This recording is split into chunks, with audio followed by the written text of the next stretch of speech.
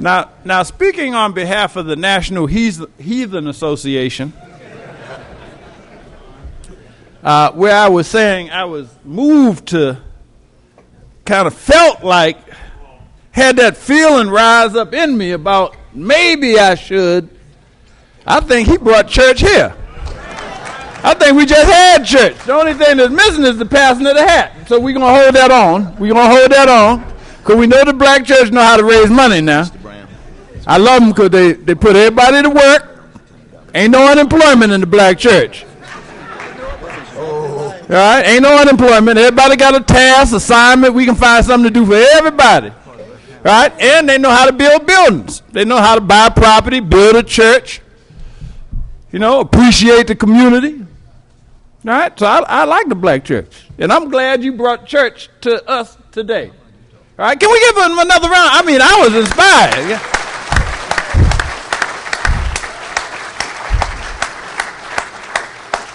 Now, when a heathen tells you that, a heathen, now I want you to be clear because there are certain types of heathens. All right? There are heathens, and then there are those heathens like me that know I'm in need of prayer. Oh, that's a different. See, that's a different kind of heathen.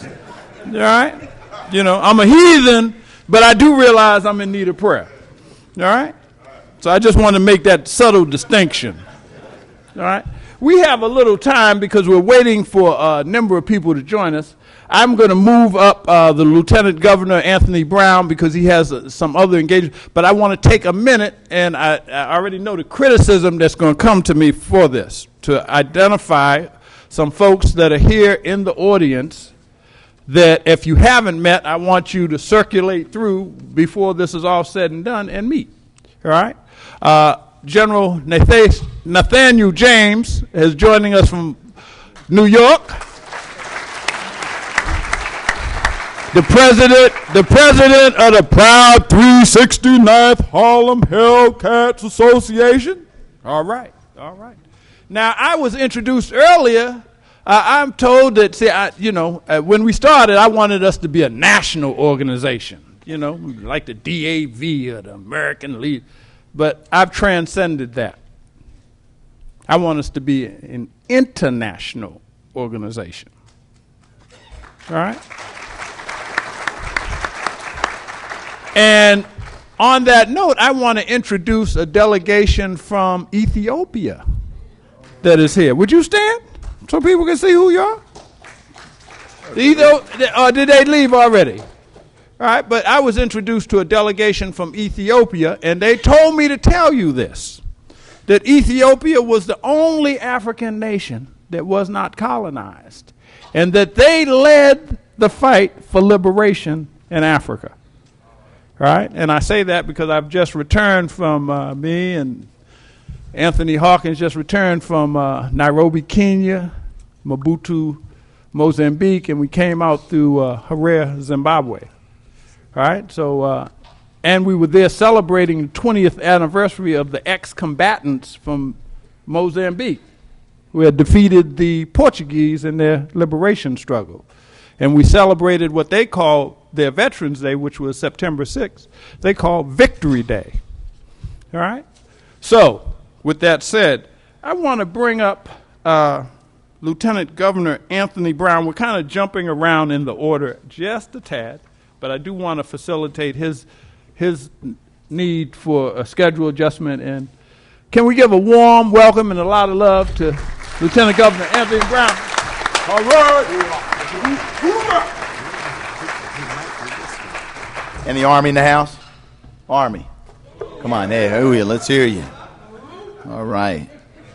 First of all, Ron, thank you very much for accommodating my schedule. I know we're all busy people, and so I do appreciate the opportunity to be here today. I want to thank a few people first. Reverend Forbes, thank you very much for that stirring, that inspiring tribute to veterans, the men and women that you see here, to military families, and to those who support veterans. Thank you very much. As a veteran, I truly appreciate your kind words and your acknowledgement of the commitment that these men and women here have made to our communities and to our country. Thank you very much for that. I also want to thank you for your leadership, your spiritual leadership, the work you've done in New York, and the voice that you bring for peace in the country. And let me say, though, that the mission of the Army, at least, and I think it's true for the Navy, Air Force, and Marines, is not wholly inconsistent with what your voice around America is today. And that is, our mission is to deter war. Is that right? Mm-hmm. Right? Peace through strength. And it's only when others, not in uniform, make that decision, sometimes wrong, more often wrong, but every so often they get it right, when men and women in uniform realize that our mission at that point is to wage and then win war. But first and foremost, it is peace through strength. And I honor and recognize everyone in the audience for the commitment to that important mission. Ron, again, thank you very much as Executive Director of the Veterans Braintrust, ensuring that the Congressional Black Caucus is engaged on issues of importance to veterans and military families. This forum is certainly a part of it. I've been asked to speak as an Iraq war veteran, as an Iraq war veteran, and I've also been asked to be brief, so I will do both. And I want to take a slightly different tact on what I'm going to do this morning and the charge that I'm going to give to each and every one of you. First off, let me also thank Mr. Roscoe Brown, who's been a trailblazer, figuratively and literally.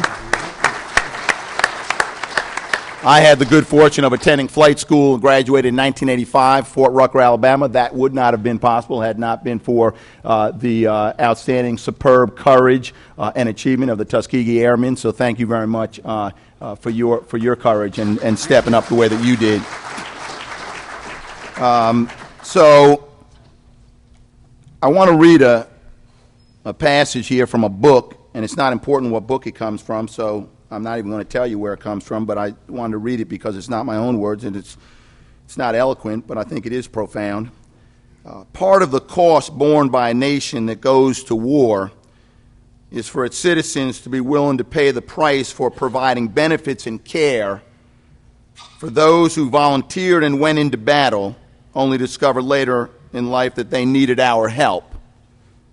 We know the fate that awaits the hardware of war. When battleships and other weapons become obsolete or irreparably damaged, they are mothballed, shunted to the side, abandoned, and ignored. When men and women who fought our wars with that hardware become obsolete or damaged, we as a society dare not consign them to a similar fate. That's about taking care of veterans, taking care of men and women who have answered the call of duty, that have been willing to go in harm's way and to do things that not all Americans are ready, willing, and able to do, but that you have done. And we as a society have an obligation to support our veterans, black, white, man, woman, of all faiths or without faith, because they answer the call of duty to protect freedom, the ideals of democracy, and defend our communities. I could stand here today and tell you that the federal VA is broken, but I'm not going to do that. I can point out that there are hundreds of thousands of disability claims that are backlogged, and perhaps we ought to have a presumption that your claim is valid. Make the claim, sort it out later. We can collect taxes that way. We ought to play disability claims the same way.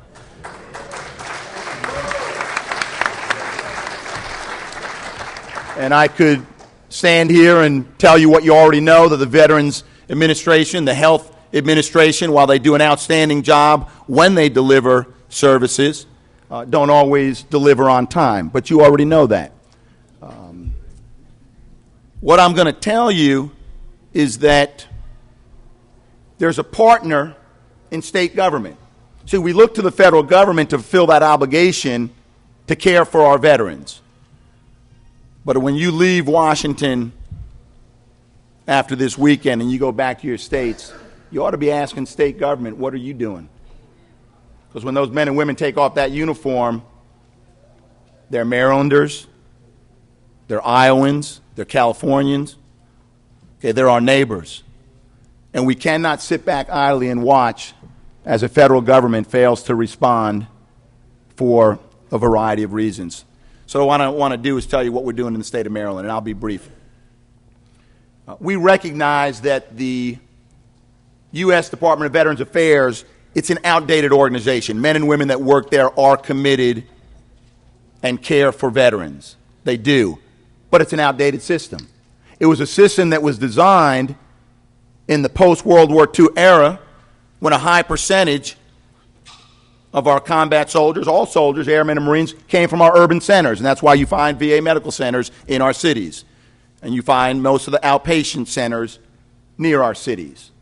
Today, when we're no longer in a conscript army and an all-volunteer force, a higher percentage of the men and women that are answering that call to serve are coming from our rural communities.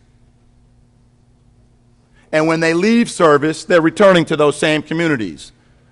And what they find is that there's a lack of services to support them in those rural communities. And the Department of Veterans Affairs recognizes it because Secretary Peake, who you will hear from later on today, made that one of the subjects of one of the first addresses he gave as the new Secretary of Veterans Affairs. So what are we doing about this outdated system? Well, the Department of Veterans Affairs is probably not in the near future going to build facilities in rural America. But you know what? States already have the capacity in the rural regions of their states, because we do in Maryland. So what we did this year, we established a Veterans Behavioral Mental Health Program. We funded it with $2.8 million. That's the tip of the iceberg, but it's a start, where we are going to, first and foremost, connect veterans to existing services. But in rural Maryland, there aren't, as I mentioned, many. And then what we're going to do when there aren't existing services, we're going to deliver that service. See, it's a funny thing that a lot of people don't recognize, but when I'm a returning veteran and I've got a physical illness or injury, I'll go to my employer and I'll say, hey, I need some time off. And I got to drive the 3 or 4 hours to get to a veteran hospital. Okay, because I'm tough, but I recognize when I got a broken arm, or I recognize when I've got to do some reconstructive surgery. But because of that bravado and because of that warrior ethos, I'm less likely to acknowledge when I have that invisible injury, that mental behavioral problem, that 1 out of every 3 veterans who return from Iraq and Afghanistan are diagnosed with post-traumatic stress disorder or traumatic brain injury. And that 3 or 4 hour drive becomes a lot more insurmountable, because it is difficult for me to go to my employer and say, hey, you know what? I got to take time off. I can't show you the injury. Okay, it's up here or it's in here. I can't do that as readily as showing you a physical injury, because who I am, the training I've been through. So any obstacle that we have between a veteran and behavioral health services is an obstacle too tall. So we got to bring the services to them. We got to bring it to rural America, rural Maryland, rural wherever state you come from. Your states can do that. So I charge you, go back to your states. Don't let the federal government off the hook, but ask your state government, what are you doing to shore up our veterans in our rural communities, in our urban communities? State governments are not going to replace the federal government. We shouldn't when it comes to caring for veterans. But we certainly ought to be a partner in delivering services to our veterans, partners between state government, federal government, private sector, and the nonprofits. So ask your states what they're doing to ease that transition for men and women in uniform as they transition from combat back into the community. Suicide rate is much higher among the Iraqi and Afghanistan war veteran than Vietnam. We don't quite know why, but we know that that's the case. We also know that more and more of our reservists and National Guards men and women are being called to serve not just 1 tour, not just 2 tours, and in some cases not just 3 tours, but 4 tours. There is no such thing as a front line in combat today. That disappeared a long time ago. Whether you're a combat soldier deployed to Afghanistan to search and siege and kick down doors, or whether you're a combat support soldier working in what used to be called the rear area, the hazards and the harms of combat are going to be brought right to your doorstep, either kicking down a door or while you're sleeping in your tent or your trailer. Every soldier is exposed to the trauma, the drama, the hazards of war. And maybe that's the reason why we're seeing the larger number of soldiers coming home today with mental and behavioral health problems. And it's not to say that this is the first war where that's happened, but we're seeing these numbers in alarming rates. So we got to do something about it. So my message is partner up. Partner up. Let's not sit back and just criticize the U.S. Department of Veterans Affairs. Let's partner up. Your state can do a lot. Some states are doing a lot. And I challenge you, go back to your communities and make sure that your state's doing something for the men and women that serve. Thank you very much.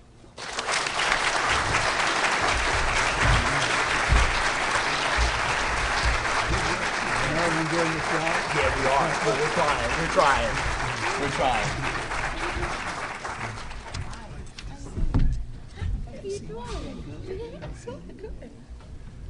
Dang, it just gets better and better up here. Now, for those of you that don't know, and for those of you that do, I want to let you know who just entered the room. Our co-chairs, the Honorable Corrine Brown from Jacksonville, Florida, and the Honorable Sanford Bishop from Southwest Georgia, and I always put the bravado in, not to be confused with Atlanta. All right, without further ado, I'd like to bring up our conveners. Congresswoman Brown, would you?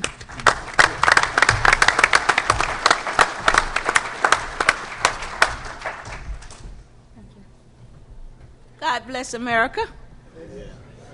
And good morning. And thank you.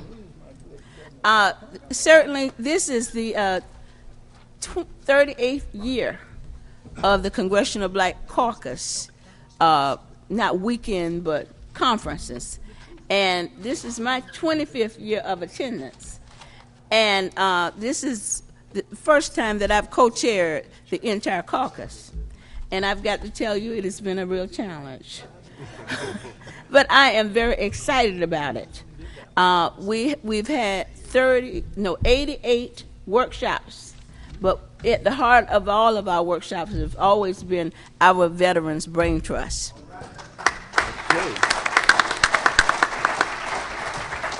And when I saw the list of participants this year, I mean, the person who actually started the Veterans Braintrust will be here, Mr. Charlie Rangel. Yeah.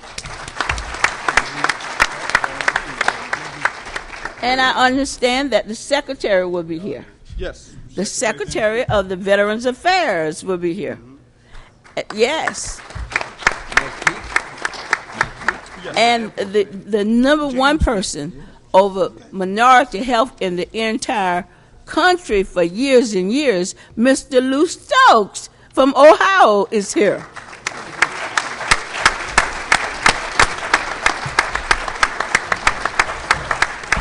So this is clearly the workshop to be in today.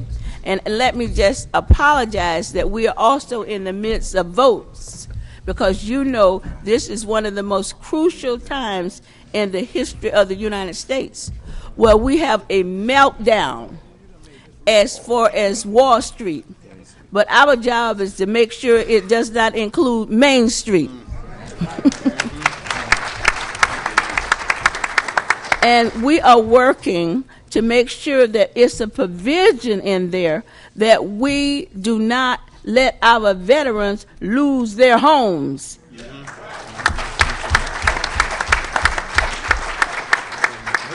We have passed the largest VA budget in the history of the United States of America. Now, what does that mean? It means that we have to make sure that all of the work that we're doing, like I say all the time, my grandmama's sweet potato pie, we're going to build a lot of VA facilities, and we're going to do a lot of business in the community, that veterans that are licensed business people get an opportunity to participate. Do you understand? Jobs. And so this is an exciting time for veterans. And we also in that bill making sure not only VA, mental health, contracted services. There are a lot of veterans in rural areas that can't get to hospitals. We're going to have a new hospital in Orlando that they've been working on for 25 years. 25 years. What are they waiting for? But we're going to get that done. I went to visit, and as I take my seat in Orlando, not Gainesville, Florida, we had a wraparound, and it wasn't completely funded. It needed $51 million additional dollars. Well, I went a day of a football game. You know, that was serious. And I visited with the veterans, and there were 5 and 6 veterans in the room. And they had to go down the hall to go to the restroom or take a shower. Now, that worked when I was in college, long time ago, but it does not work now. And so we was able to get the money to complete that in that largest VA budget in the history of the United States. So I'm real pleased with that. Sunday, I went to a dedication of a new VA cemetery in Jacksonville that will serve Jacksonville and South Georgia, my colleague. But we're doing this all over the country. If we are going to send people to war, we've got to make sure that we hold the officials accountable. That includes myself, that we don't just talk the talk on Veterans Day and Memorial Day and different things, but we walk the walk and give you the services that we promised we were going to give you. May God continue to bless America. Thank you for your service.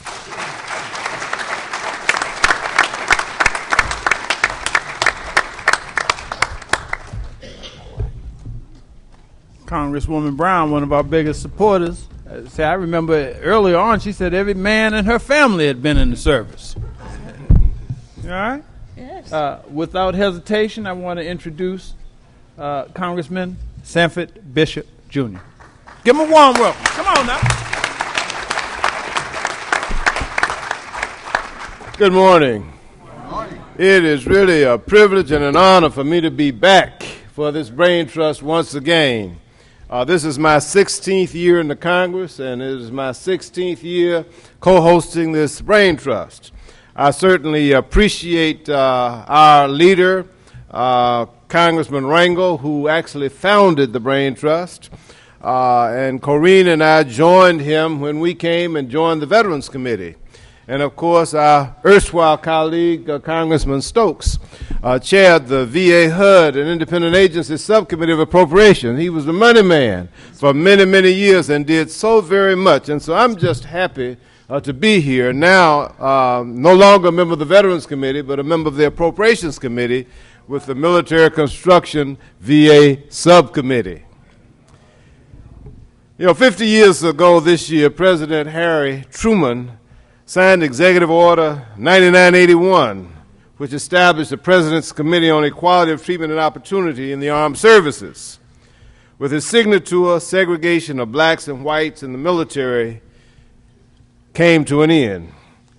It is fitting that in the same year we recognize this milestone, we also celebrate 20 years of critical thought and discussion fostered by the ALC Veterans Braintrust. Indeed, in the 20 years since the first Braintrust, much has been accomplished, yet still we return year after year to take on the problems that are facing our veterans, because despite the many accomplishments, you know and I know there's still so much that needs to be done. Each year, a distinguished panel informs and educates us on what we can do, what steps we can take. This year is no different, and it's humbling to speak before such a venerable group of veterans who, in spite of marginalization by our own countrymen, you heeded the call to arms in defense of America's freedoms.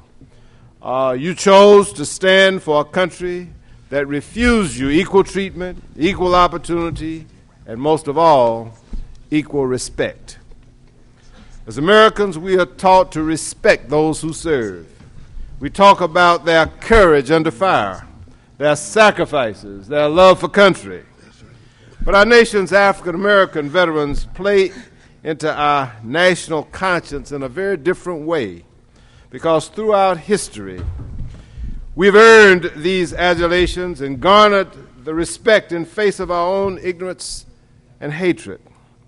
And they have done so because they continue to believe that the struggle of men and women of color would finally succeed and plow the path of equal treatment, equal opportunity, and most of all, equal respect. One has to look no further than our history books. In every conflict that our nation has endured, a black man has taken up arms in defense of our nation. Crispus Attucks, the first of 5 to die in the Boston Massacre in 1770, is said to be one of the first martyrs of American independence. Eyewitness reports credit Attucks with shaping and dominating the action, and when people faltered, he's said to have been the one who rallied them and encouraged them to stand their ground. During the Civil War, over 180,000 African Americans served in the United States Colored Troops, USCT, 10% of the total Union strength.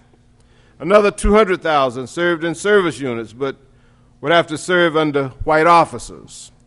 Of the 1,523 Medal of Honors awarded during the Civil War, 23 were awarded to African American soldiers and sailors. During World War II, African American leaders encouraged a dual response: support the war effort as a way to fight racism abroad, and continue criticism and working to eliminate segregation and discrimination on the home front. Black Americans hoped their military contributions and patriotism would help break down the racial barriers and restrictions, but it would take years of hard-fought struggle to move the issues of race forward in the military. In 1950, the Air Force had 25 black pilots in integrated fighter squadrons, led by Captain Daniel Chappie James. He flew 101 combat missions in Korea and earned the Distinguished Flying Cross before being reassigned stateside. In 1951, he became the first African American in the Air Force to command a fighter squadron. In 1975, he became the first black officer in the history of the United States military to earn 4-star status. Later, Vietnam saw the highest proportion of African Americans ever to serve in an American war. During the height of the U.S. involvement, which was 1965 to 69, African Americans who performed 11% of the American population made up 12.6% of soldiers in Vietnam. The majority of these were in infantry. And although authorities differ on the figures, the percentage of minority combat fatalities was a staggering 14.9%. Vietnam was really the first conflict where blacks and whites fought side by side together. Racial tensions were very much alive in Vietnam, but it is said skin color was forgotten after the first round was fired. Meanwhile, in Vietnam, 20 African Americans received the Congressional Medal of Honor for their brave action during the war. Ladies and gentlemen, before us today are service members from every major conflict since World War II. Can we ever thank you enough for your defense of our nation and your steadfast commitment for what is right?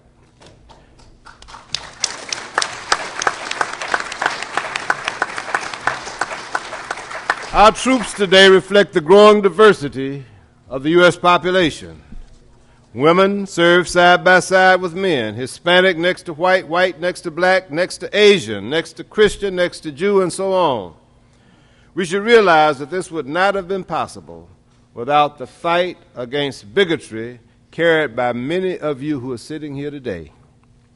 As we reflect upon the importance of this annual meeting and celebrate these men and women, I leave with you this thought from the great scholar W.B. Du Bois. He said, "One thing I charge you alone. As you live, believe in life. Always human beings will live in progress to a greater, broader, and fuller life. The only possible death is to lose belief in this truth, simply because the great end comes slowly, because time is long." And as Dr. King said, The moral arc of the universe bends long, but ever toward justice.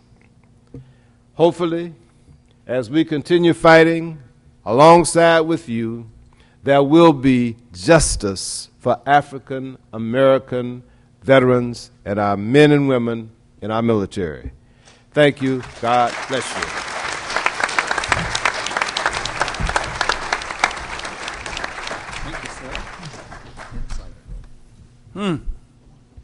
This feels more and more like church after every speaker. All right. Did you want to say something? Oh. I wanted to just speak about that gentleman, that rather tall gentleman that you saw come in and go out. That was the Honorable Kendrick Meeks. And he said he's going to join us after he closes out his Braintrust. All right? And I think that's, we've hit this is what they call in baseball the home run, ain't it? The grand slam, the walk-off home run. We got all the heavy hitters up here. All right? And I want to introduce, the Secretary of Veterans Affairs has entered the room. Would you please join us on the dais, sir?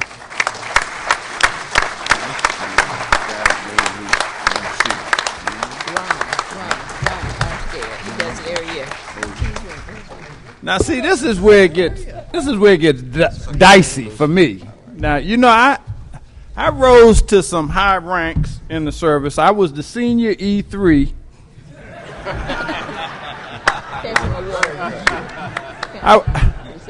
Y'all know what that means. I was the senior E3 all 4 years in the service. See, I refused to take the E4 step because I wanted to thoroughly know everything an E3 was supposed to do. All right? So I'm a little confused. We got so many stars up here and heavy hitters, I don't know who to go next. Secretary. Okay. The boss has cleared it up for me, like bosses generally do. Said the secretary goes next. All right? See, I'm a rather simple man. I can follow instructions. Secretary, would you join us? Can we give him a Veterans Braintrust warm welcome? Hey, come on now.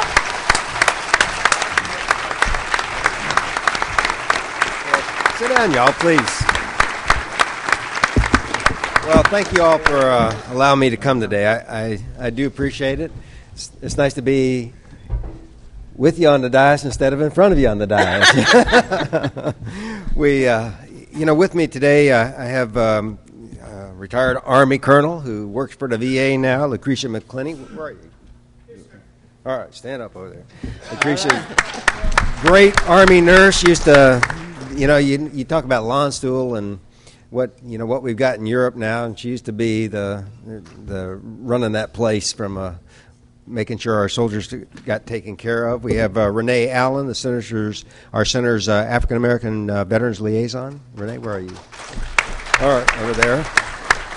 And they're going to be staying around after I leave here today. We also have other VA reps in the audience from VBA. Why don't y'all just stand up and show them who you are? So,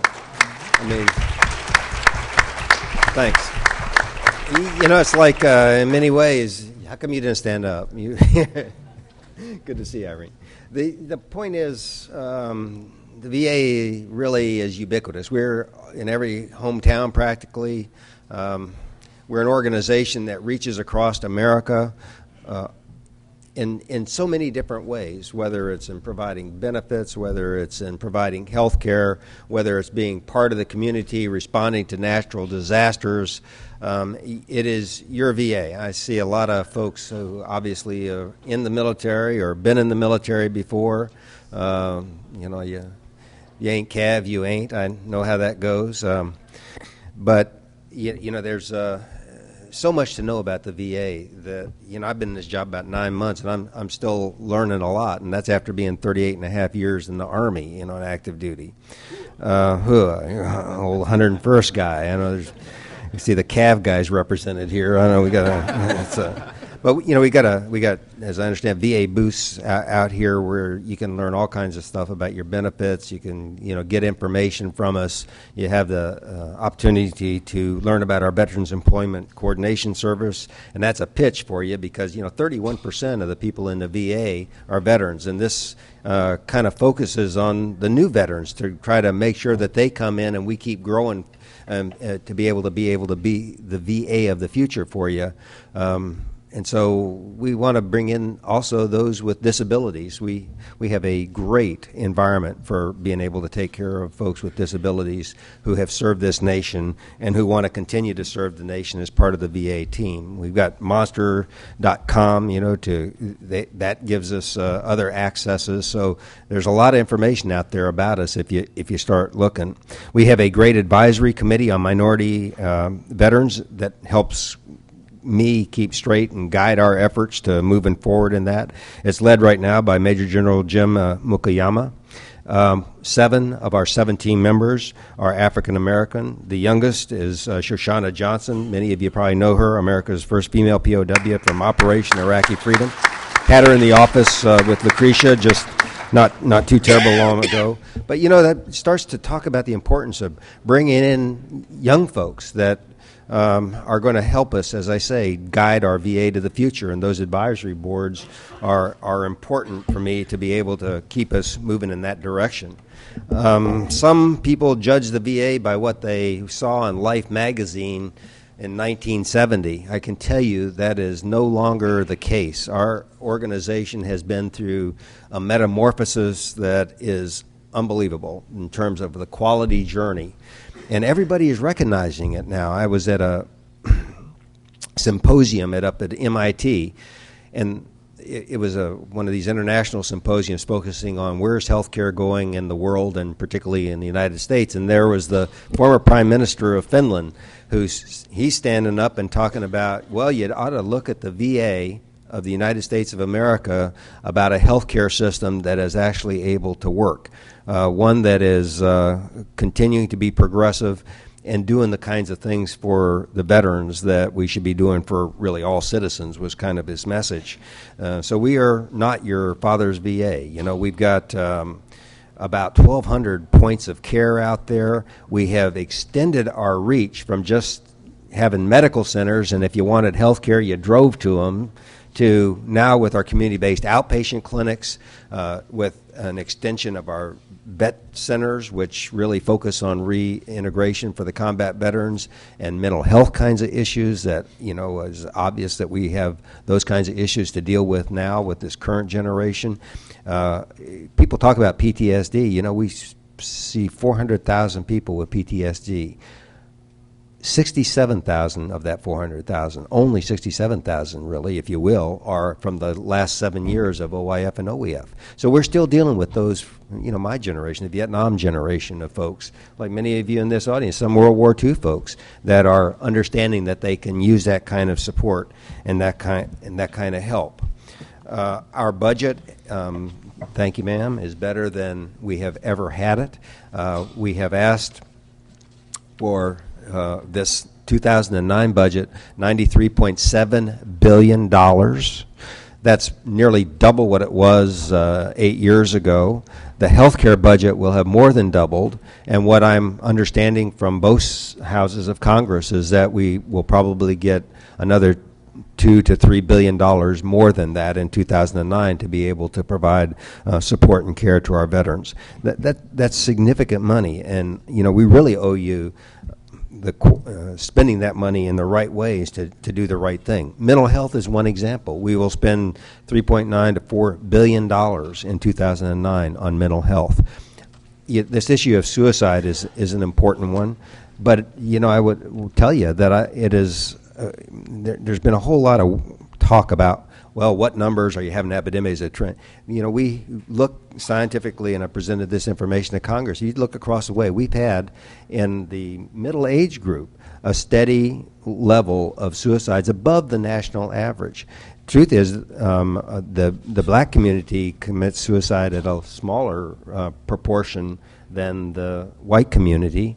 And that's true, I will tell you, in the OIF, OEF. We've looked at those numbers, what numbers we have. It is substantially lower than in the Caucasian OIF, OEF returnees.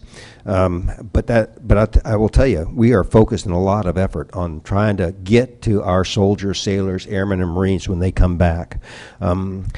To be able to provide them this care. We have the best suicide hotline in the world. Some of you, anybody from D.C. here? Some of you probably, because you may have been in the metro or been on the metro buses where you see I lifted the ban on advertising so that we could get that message out where the public can see it. And we're piloting that in the National Capital Region to tell people about this suicide hotline.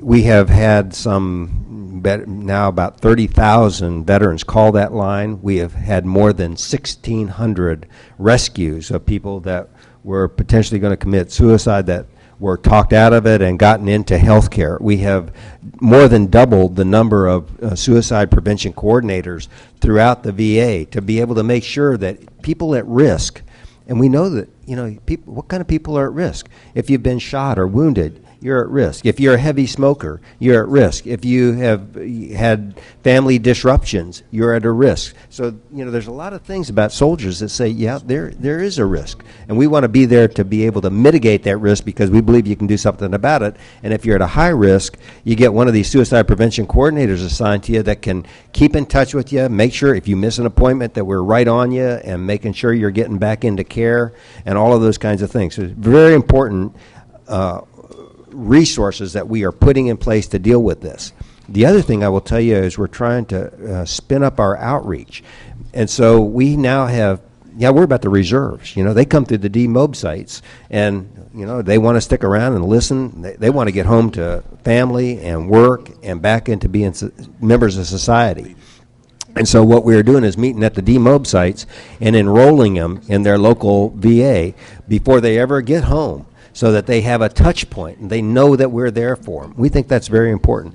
We have a call center that's calling 500,000 folks. Now, you think about it, 500,000.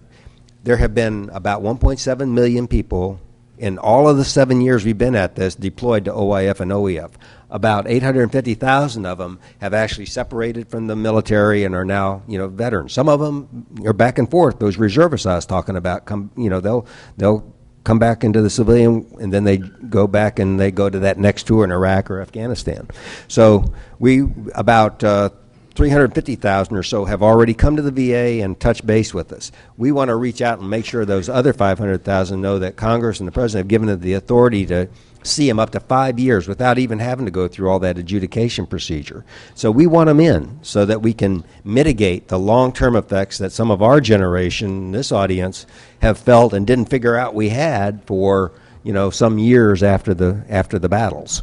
So we are trying to learn the lessons of the past and apply them to the future and make this next greatest generation truly the next greatest generation. They're the best trained, best educated, the best selected military that we have ever had, and I am terribly proud of them. I know you are as well. Just to give you some numbers about mental health, we've got about 17,000 people across the VA now that are focused totally on mental health. We have hired 4,000 in the last 2.5 years of new mental health providers. I would like to tell you that everything is good and moving in the right direction when it comes to the claims processing. We still have a ways to go. We really need help to modernize that whole process and that whole system. It is a 1945 system. It's got 1945 processes, and frankly, it looks at about a 1945 family unit, which is somewhat changed with this newer generation. So we need to take a look at the disability system, but we also need to go paperless. If you go into one of our regional offices, it looks like 1950 because it's packs and packs of paper. We are starting to move in the direction of going to a paperless environment so that you can come online and get your claim in, and we can process it without you having to send another signed piece of paper that gets lost. That is the direction that we really want to take. I will tell you that we have hired some 3,000 people in the last couple of years and training them up to understand this system, to be veteran service representatives and be able to adjudicate claims. And I just to give you a sense of some of the numbers, our inventory in July was about 387,000 cases. That's the lowest it has been since September of 2006. Our production is at 82,000 cases for the month of July. That is higher than it has been in about 9 years. Our receipts continue to go up. We had about 75,000 cases come in that period of time. So to me that's a good news, because we're getting to people and letting them know their benefits are there. We still have about 54% or so of our claims are reopened claims, but we are really trying to make sure that these OEF, OIF guys get a chance to get into the system, and so we've got some real focus on that. Let me shift gears and talk just a bit about homelessness, and I'll tell you why it's important, particularly to this audience, because the African American community is overrepresented in our homeless environment for veterans. It's not a good thing. And I will tell you, overall, though, homelessness is among veterans is down about 40% in the last about 4 years. It's about 20% decline in the last from 2006 to 2007. We are working with HUD so that we now have 10,000 vouchers for permanent housing. We marry up with HUD, so we get those vouchers for veterans, and then we provide the case management. And so we think that's a real positive thing. We've just announced $36.7 million in grants this week to create about 1,500 new beds, if you will, for transitional housing to support our veterans in need. You know, I'm glad to see the trend coming down, but it is still far too many. And we want to make sure that as we look at this new set of generation of veterans, we get to them early and try to break that cycle, which oftentimes has substance abuse and mental health kinds of issues around it. So, you know, we got work to do, but I think we got our eye on the ball, and it takes everybody. It's not just the federal government. So we work with communities, we work with the states, we work with the counties, and each of our stand-downs, I hope you get a chance to visit one of our stand-downs in your community, because it's a very powerful thing as all the communities kind of come together to support those who have served this nation. Would talk to you a little bit about our some of the issues that I have concerns about in this area of ethnic equality. And when we look at our numbers, and we survey a lot, we see that the African American community and to some extent the Hispanic community is less satisfied with their services from us. On the other side of it, what we start looking at the outcomes and we look at the delivery of services, it's equal. You know, so there's something here. We're trying to dig into that. I will tell you, just this month, published in the Journal of the National Medical Association, is a study that says that talks about is there a diversity between ethnic diversity and access to services and provision of care for those seriously injured or seriously ill? And the answer is no. In our system, we can measure it and we can look at it, and it's the same. But that doesn't get over the issue of the perception. So we're trying to understand what the issues around that are so that we can address them. We have an organization that really does that. I'm not quite sure of the format here, but do you want me to take questions, or I know I'm past the time that I was given, but no, we are just very honored to have the secretary to come to the town hall meeting, and I don't know, we could take a couple of questions if you like. I think we're running kind of tight. Okay. Let's give the let me secretary let me just say one thing. I want to thank you all for your service. I see a lot of veterans in this audience. I am absolutely proud to be your secretary, and that's how I see it, your secretary. This is a great organization. Every place I go, I find absolutely wonderful people committed to taking care of those who have served this nation. So I thank you very much, and I thank you for the opportunity to be here. Can we give them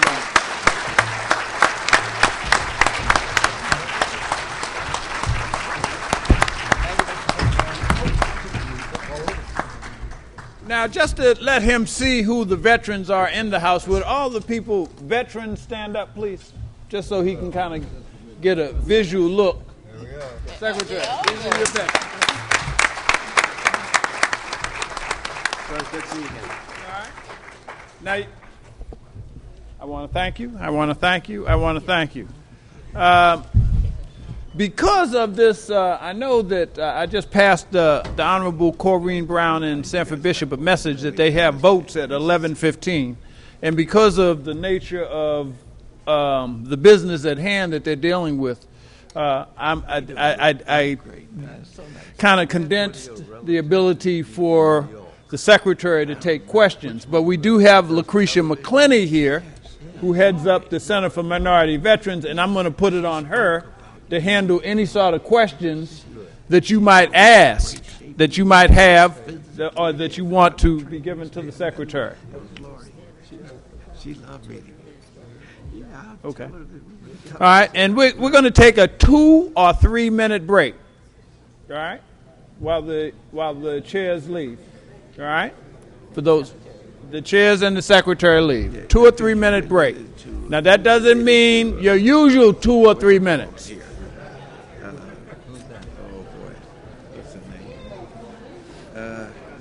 Died a few years back. Well, actually, the mayor's wife, Portia. Okay, I thought it was somebody else. You know. Hey, Charlie, how you doing, man? Yes, sir.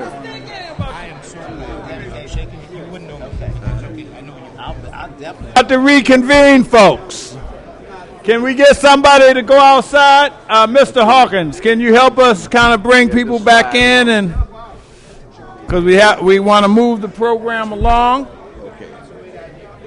Good to see you, man. All right, yeah, you got to get in touch with me. Okay, Forrest. Good to see you. I'm good. Yeah, how are you? It's been a long time.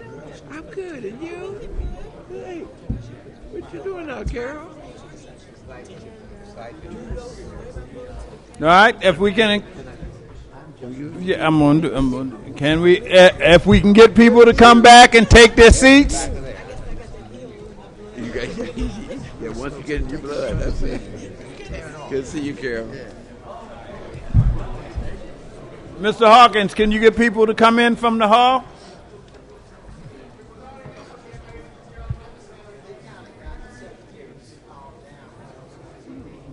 No, we ain't waiting till him leave. We asking people to come in and take their seats.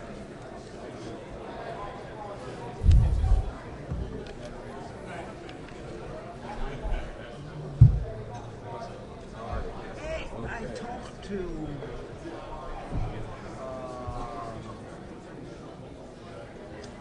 he worked with you in New York. I saw him last week, and he gave Can we ask people to kindly come in from the hall and take their seats? Stephen Adolphus. Yeah, Stephen Adolphus. He told me, and gave me your number. I was supposed to call you. Hey, man.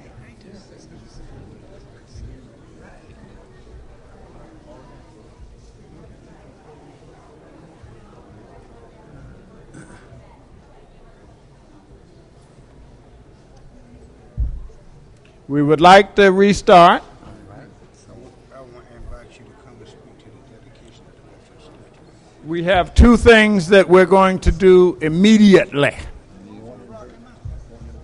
One, we're going to introduce the Honorable Louis Stokes, a World War II veteran, and really the father of black health-related issues for over 20 years in Congress. I'm fond of saying there was not one piece of legislation targeting black community and health-related issues that did not have his thumbprint on it. He also chaired the Health Braintrust for over 20 years, which is now being headed up by the Honorable Donna Christensen of the Virgin Islands.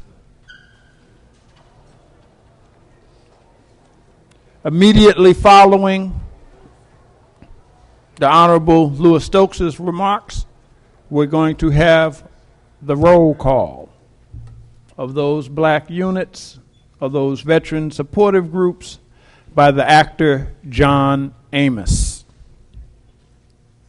Okay, no one knows who John Amos is now, okay? Okay. Okay, I see how this crowd is working, y'all. Ain't we got it? Good time, you know. Y'all don't know that. Nobody saw that movie, right? Nobody saw that. Nobody saw that. Well, okay. So I was my melody was a little off, all right? And then his other role was what? Kunta Kinte. Not to be confused with Toby.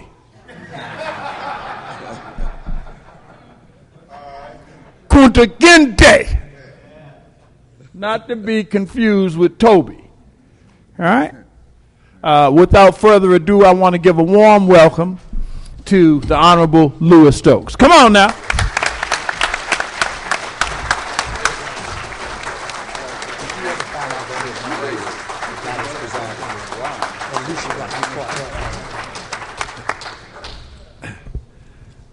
Thank you very much, Ron. Appreciate your kind words. And to our distinguished panelists and ladies and gentlemen, good morning. Good morning. It's indeed an honor for me to be invited by Chairman Rangel to join him and Congresswoman Corrine Brown and Congressman Sanford Bishop at this forum dedicated to recognizing the contributions of our nation's veterans.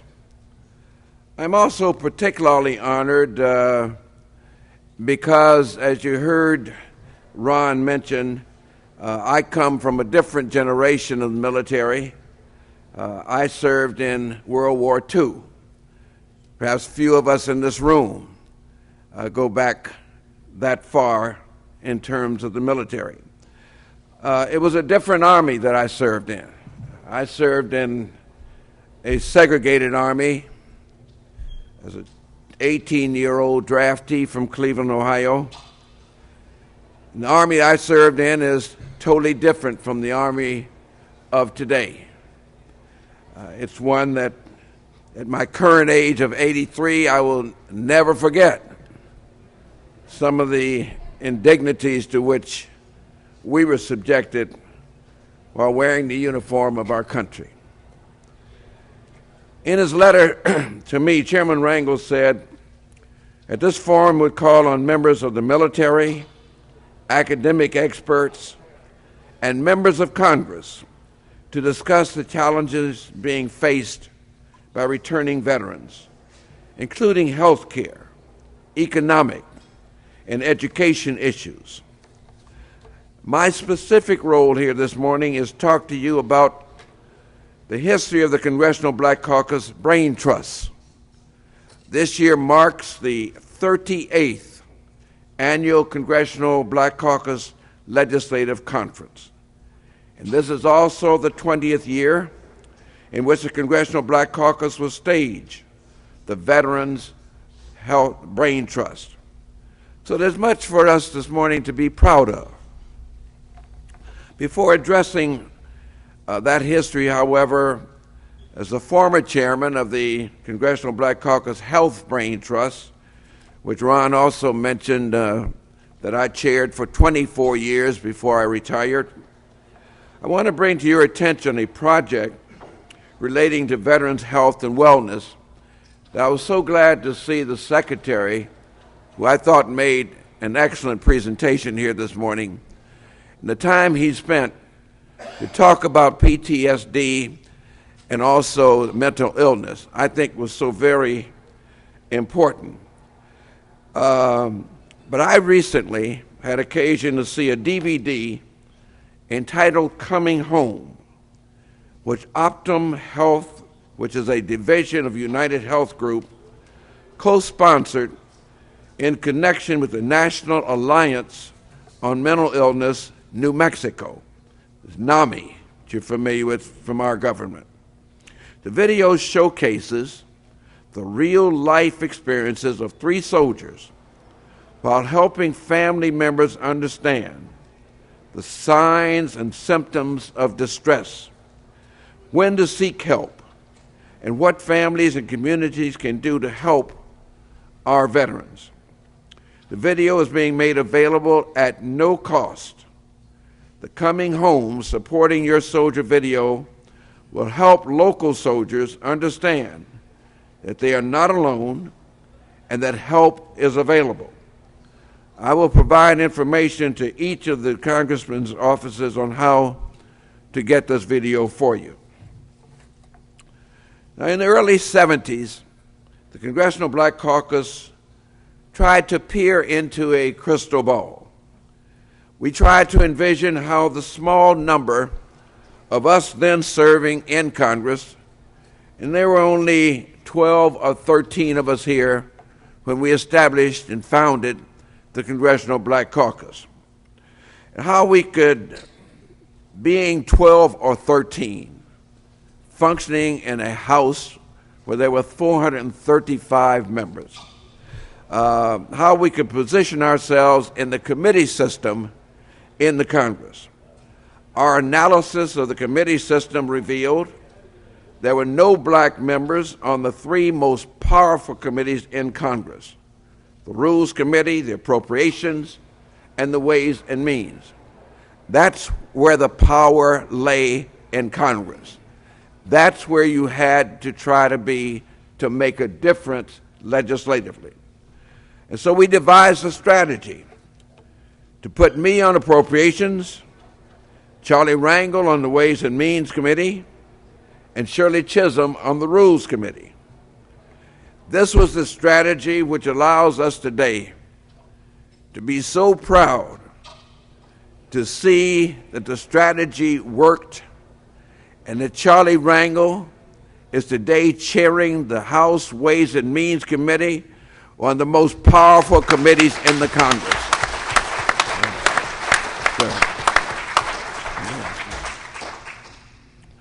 So about the same time, the late Perrin Mitchell, who was the chairman of the Congressional Black Caucus, devised another strategy, and that of setting up Braintrust in each of the members' area of legislative expertise. Perrin had Braintrust in two areas. One was in the area of small business, the other was in the area of housing. Perrin would bring to Washington 3 times a year, quarterly, or at least 3 or 4 times a year, experts from all over the country in small business and experts in housing. And they would help him draft and perform amendments and things of that nature to all legislation in those areas relating to black people, putting a black perspective on any legislation moving through the Congress. One of the bills that he was able to get enacted set aside $4 billion in public works money for only minorities. $4 billion back in 1977. That was a lot of money. Some of the other legislation that people helped him fashion led to other major legislation. I remember when he asked me to set up one in health, because I was on the Health Subcommittee on Appropriations, which had jurisdiction over the National Institutes of Health and all of our health programs throughout the nation. As Ron was so kind to say to you, most of the legislation that occurred during that 24-year period in health was legislation that was fashioned by people from across the country who came here and worked with me to work on health disparities and the elimination of health disparities. And most of the major legislation in health that went through that 24-year period had the mark of those people who had worked with me on it. The Mitchell model became a standard feature of the CBC. Between 1977 and 1990, as other Braintrusts developed, they ranged in areas of interest, from education to criminal justice, aging, foreign policy, housing, labor, corporate affairs, telecommunications, defense and the military, the mass media, and others. The Braintrust outlined programs for implementation for groups such as business, civic, labor, fraternal, civil rights, community action, and youth. The recommendations were developed jointly in conjunction with participating Braintrust members and finalized at the workshops of the annual caucus weekend. During the following years, many members conducted Braintrust. Some of these names are names of persons who are no longer here, but you should know as a part of our history who they were and what they did. Shirley Chisholm had legislative programs and issue forums like this in arts and humanities. Harold Washington, civil rights. William Bill Clay and Curtis Collins, communications. Julian Dixon, corporate affairs. John Conyers, criminal justice. Ron Dellums, defense priorities. Gus Savage, transportation. Mickey Leland of Texas, energy. Bill Gray, George Crockett, and Walter Fauntroy, foreign affairs. Mervyn Dimely, science and technology. And so you can see how far back we went in some of those names who are no longer with us and their involvement in these issue forums that we celebrate here today. And so I cannot adequately tell you how proud I am this morning to be a part of the celebration of the 20th year of the Veterans Braintrust. Thanks to Charlie Rangel, using his vision to understand the necessity of having a legislative forum devoted to veterans and for the kinds of legislative interests and concerns that they have. So 20 years ago, he had the vision to set up this Braintrust. Also, it is impossible for me to describe to you the pride of being a founder of this caucus, along with Charlie Rangel and John Conyers, who are the only two original founders who are still here in the caucus. I have to tell you that our meetings in those days could be held in a phone booth. Today we're proud to see the 42 members of the Congressional Black Caucus carrying on the work that we began 38 years ago.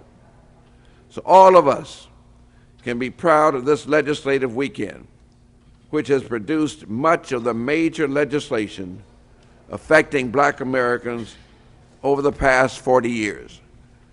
And so you are a part of the history of the Congressional Black Caucus.